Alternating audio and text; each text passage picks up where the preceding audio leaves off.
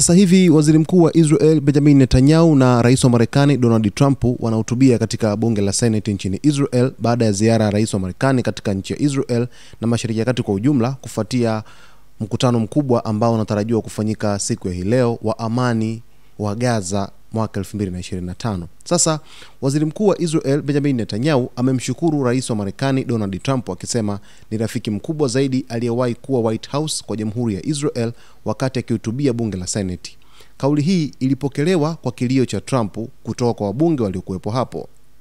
Netanyahu alisisitiza kwamba hakuna rais mwingine wa Marekani aliyefanya zaidi kwa Israel, akiongeza hakuna rais wa Marekani aliyeweza kufanya zaidi kwa Jamhuri ya Israel, na kama nilivyosema, Washington hii haina kulinganishwa na chochote.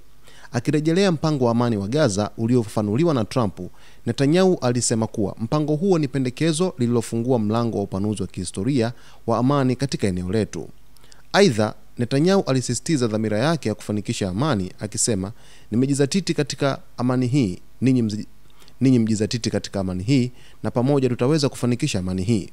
Waziri mkuu wa Israel pia alishukuru Marekani kwa msaada wake wa Israel kwa miaka yote, pamoja na maamuzi makini yaliyochukuliwa wakati wa mzozo wa siku 12 na Iran mapema msimu wa joto, ambapo Marekani ilishambulia vituo vitatu vya nyuklia vya Iran mwezi Juni. Kauli ya Netanyahu inafikisha ujumbe wa mshikamano na kudumisha matumaini ya amani katika eneo la Mashariki ya Kati, huku mpango wa Trump ukidhaniwa kuwa hatua muhimu kuelekea utulivu wa kikanda.